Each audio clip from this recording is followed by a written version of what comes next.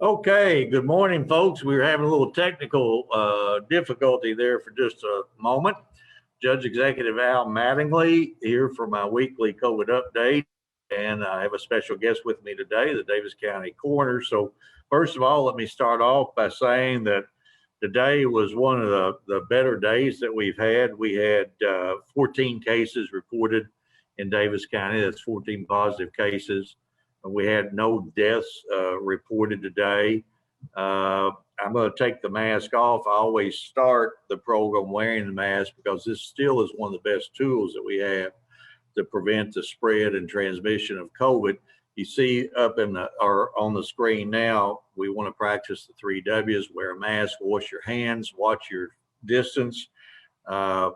Even though a lot of us, older folks, my wife and I fall in that category, we're young, old, have had both of our shots. It's still a good thing to use these when you're out in groups, particularly if you don't know the people. If you look at our map of the county, the state overall current incident rate is 11.47 cases per 100,000. Daviess County is 16.2 cases per 100,000. That had dropped down below the states back several weeks ago. We were around 9.4, but we have started to rise back up a little bit. We have kind of been steady for the last few weeks. One of the things that is cause for concern is our other grad counties. If you look, they've all popped back into the orange. And that just is an indication of the spread into the community. We do have some green counties on the map, but we still have some red counties. So it's, the COVID-19 is still there and it's still infecting our folks. One of the things I would tell you is now we have had 10,407 positive cases. We have 3 folks currently in the hospital, and we had a total of 181 deaths in Daviess County as a result of COVID. So I would ask that we just take a moment of silence to remember those folks who have passed away from COVID and their families.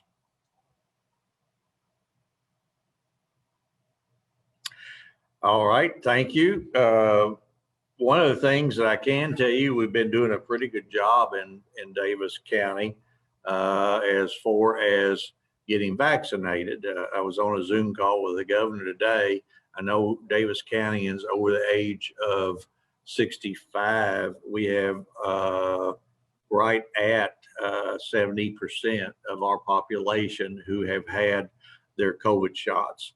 The percentage of population who are 18 years or older who have had their shots are at 40.7%. That's a little low, but it's on par with a lot of other states.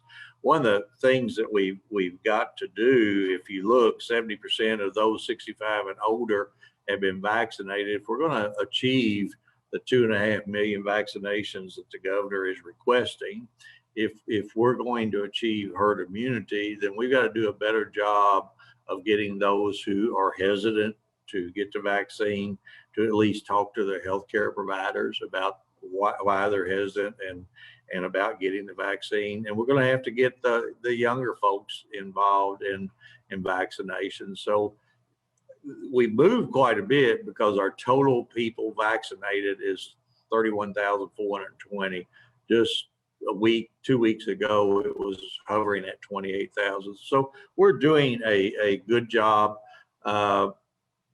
Jordan, put up the vaccine where you can find, there we go. You'll notice that this has changed. It's now vaccines.gov, vaccines.gov. You go to that web page, you will find all the places in Daviess County that currently have vaccine, and most of them you can get same-day service. You'll notice if they have stock, they will say in stock with a check mark. If they're out of stock, then they will say out of stock, and that will save you the issue. We have had FEMA set up, I believe it was at St. Joe and Paul yesterday, a mobile site, and they said that it was the best response that they had seen in quite some time at one of the mobile sites. We have another mobile site courtesy of FEMA and their contractor, set up to open at Legion Park tomorrow, 10 a.m. to 4:30 p.m. Do not have to have insurance. Really don't need anything. You just walk in and you can get a shot pretty quick in and out. They will be back in 3 weeks to give the second shot. The only thing they would need then would be that little card that says, I received my first shot on such and such a day. This is the Pfizer vaccine, meaning that I believe you have to be 18 years of age or older to get the vaccine. So if you want to participate, then just show up again at Legion Park tomorrow morning. If it rains, I'm sure they'll have one of the shelters open and ready where everybody can be outside. Well, today, my friend, the Daviess County Coroner, Jeff Jones, is with us. Jeff served with the Sheriff's Department for several years. Jeff, I think you and I were elected to our respective offices at the same time back in 2010. That's correct. Yep. So it seemed like it was just yesterday. Why don't you tell us to begin with? Tell us a little bit about your background and why you decided to become the coroner. Well, Judge, for those that are not familiar with me, I was born and raised here in Daviess County, and I went to Owensboro Catholic High School, and then went to Eastern Kentucky University. And then I was fortunate enough to come back and get a job at the sheriff's office. And I worked there. I actually started when I was 19 at the sheriff's office and worked there, did 25 years and retired from the sheriff's office, and was fortunate enough to be elected the coroner, as you said, in 2010. With the sheriff's office, the vast part of my time was in investigations. So that was something that always interested me, and I certainly enjoyed that part of the job. And so it was a great fit and a great training prior to coming to the coroner's office. So tell us why it's so important to have some investigative background with your job as coroner. I think a lot of people don't have a clue as to what a coroner really does other than what they see on the cop shows on TV. Well, most people aren't aware that the coroner is actually a law enforcement position. Myself and the deputies, we have the same law enforcement powers as any other law enforcement agency. And the coroner's office and we're responsible for investigating the cause and the manner of a person's death. So investigation is certainly critical to that process. We take a number of things and utilize it to ultimately come to the conclusion as to why an individual passed away. Okay. My dad died in the hospital. Coroner, I'm assuming, didn't get involved in investigating that death. Is that correct?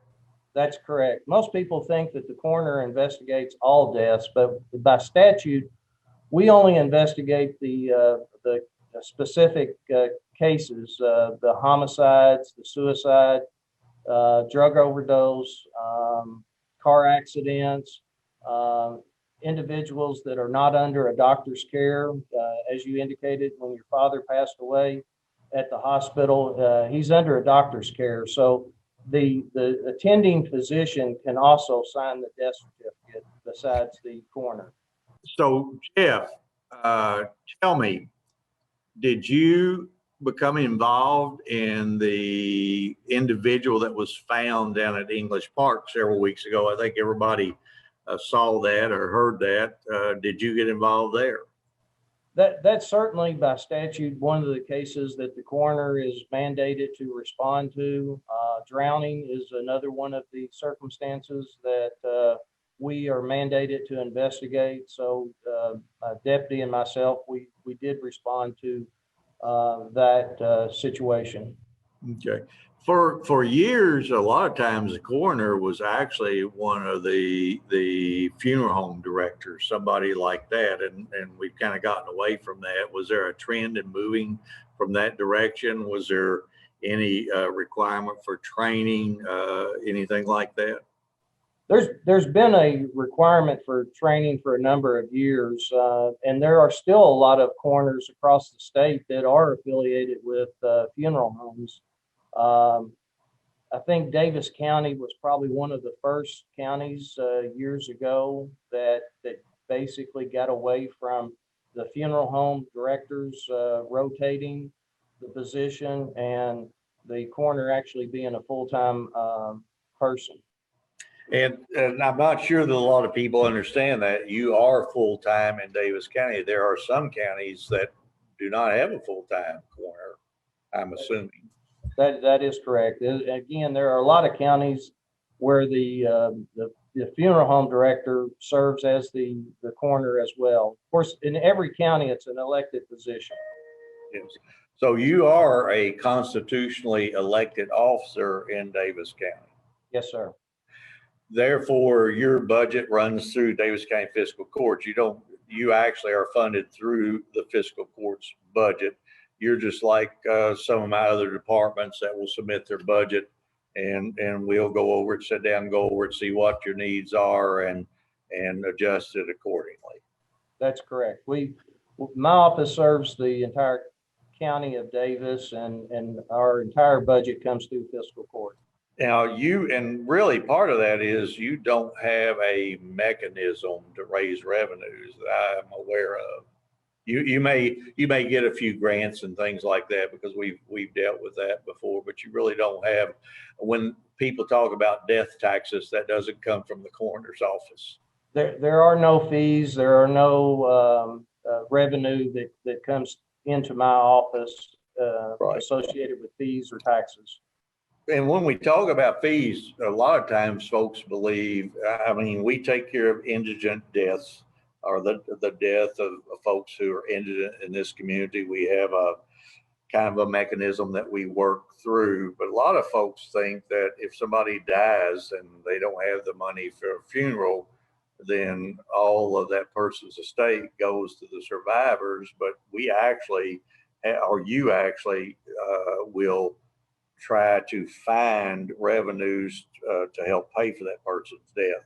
We certainly don't leave someone to go uncared for. That's correct. We do everything possible to work with families and to look at what the circumstances are and to look and see what possible assets are available to assist in paying for individuals' funerals. Right. You had talked about your staff. I know that you have some part-time deputies. How many part-time deputies do you have, and how much do they work, or how do they rotate in the schedule? I have three deputies that are on call, and they traditionally respond to the cases that are coroner's cases. And then this past year, we started a transport officers and have right now I have 5 transport officers that are just as needed on call as needed. And then I have 1 full-time administrative assistant. Okay, and I wanted to talk about that administrative assistant that you have, who's nutso. So, well, I know she's watching, and I just want everybody to know that. Sorry, Dee. We just, you and I had a conversation. Cost of transport was going to go out of sight because it was transported in the past by the ambulance service. The fees were going to go quite high, and sometimes it was hard to get transports when we needed it. So you came to court. We agreed to fund a vehicle that you use to transport folks, mainly for autopsies. I'm assuming if you do an investigation, let's say, and again, I had a brother pass away at his home, and the coroner got involved. Then we called the funeral home that was going to take care of the remains. most of your transports are done for autopsies. Would that be an accurate statement? That's true. Usually when an individual passes at their resident, and obviously we talk with the family, and if the family knows which funeral homes, if there's not an autopsy being performed, then we will contact the funeral home. The funeral home will come and do the transport. If it's determined that an individual is going to go for an autopsy, then we do that transport and either have to transport them either to Madisonville or to Louisville for the autopsy. What would determine which location you would take them to? Is it just on an availability basis, or does one location do things that the other location does not? Certainly up in Louisville, they have the capability of doing some additional testing, but it's mainly the availability of, in Madisonville, there's only one forensic pathologist, whereas in Louisville, I think there's like 6 forensic pathologists. And so it just determines if the Madisonville office is open, whether or not we go to Madisonville or Louisville.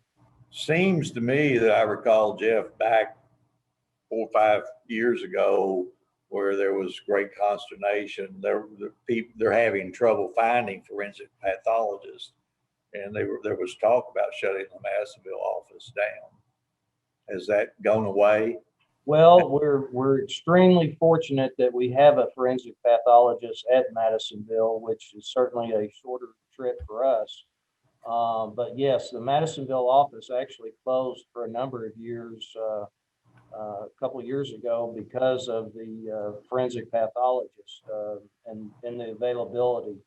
You know, it's a position that is highly trained and specialized, and we're very fortunate in Kentucky to have the system that we do, the medical examiner's office, and the individuals that with the training that they have that perform the autopsies. So, You know, I think you've answered this question, but are there specific guidelines that you follow where an autopsy is needed?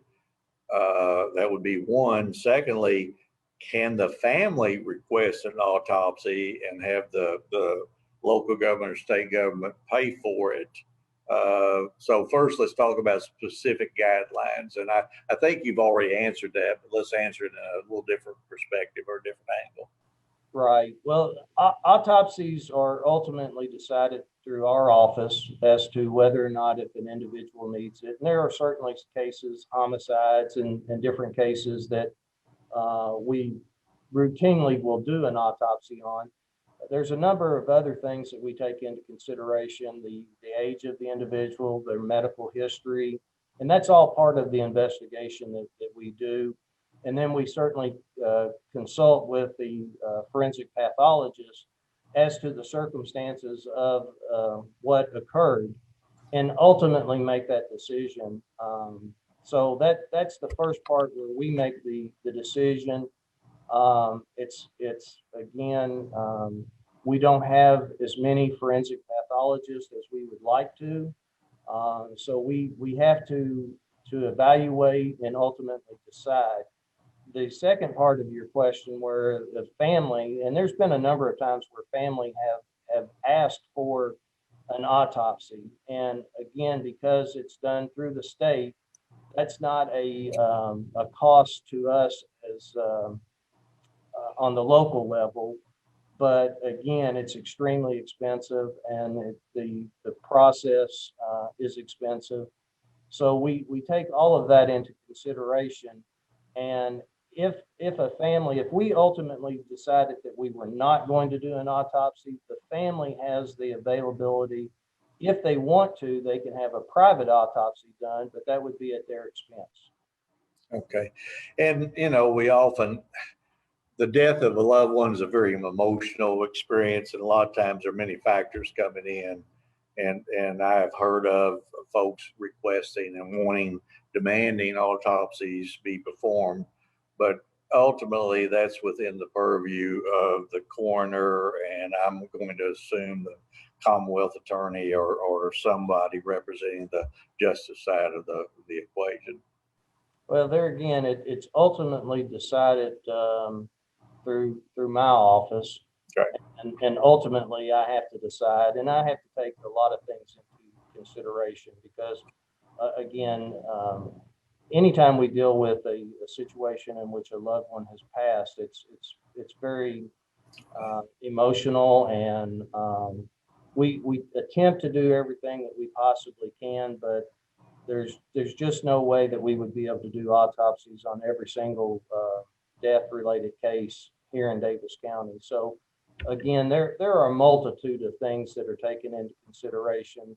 The medical history of the individual, where they've been treated by a physician, and fortunately for us, there's a long history of information that we can reference back because of the medical history and the medical records, and reviewing what circumstances that individual was experiencing. Well, this being a program about COVID-19, I'd be remiss if I didn't ask you, how did COVID and how has COVID affected the operation of your office? Well, certainly we have added extra precaution in the way that we respond. Mask and gloves, and experience or utilizing safety and that format. The vast majority of COVID cases are actually not coroner related. As you indicated, when an individual is at the hospital, the doctor can sign the death certificate. So the vast majority of the COVID cases that we've seen here in Daviess County have been under a doctor's care and have been in the hospital. So the death certificates ultimately have been signed by the doctor. Okay. Well, you may be the wrong person to ask this, and this would be a little controversial, but there are always the conspiracy theorists who are watching, and they will tell you that if somebody dies in a car accident and happens to test positive for COVID, that COVID will be put down on the death certificate as the reason of death.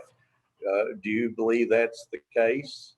That's not the situation with this office. We take into all the factors and ultimately make the decision based on what actually occurred. And okay. I've heard situations, but that's not anything that we have experienced. Okay. Lastly, we're down near the end of it. It's strange how time flies when you're having such a great discussion about dead people. But you were on one of Jordan Rowe's programs not too long ago, Jeff, talking about a very serious issue and something that we're seeing more of, particularly in certain segments of the population. That's suicide. What would you tell the folks who are listening and maybe didn't see that segment? What would you have to say about that? Well, it's certainly one of those types of cases that's one of the hardest for us to deal with, is when an individual unfortunately has decided to take their own life, and it impacts the family and the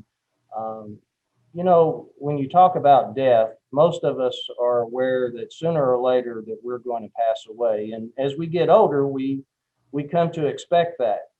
But the hard cases are the cases in which it's unexpected, and so those are one of the hardest cases that we have to deal with. And again, the message that I tried to get out is that there are a number of resources throughout this community, and we're very fortunate to have a lot of agencies, counselors, therapists that can provide assistance to people. And so the message basically is that if you need help, there are resources, and I see where Jordan has posted some of the phone.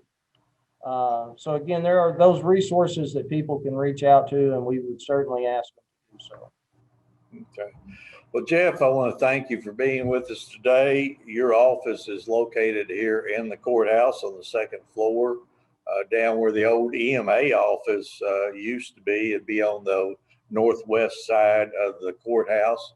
So if you have any questions or concerns, you certainly can call for the Daviess County Coroner, Jeff Jones, or you can come down and meet for at least a little while going forward, his lovely administrative assistant who will greet you at the door with a smile. So Jeff, thank you for being with us, and look forward to talking to you here in the future.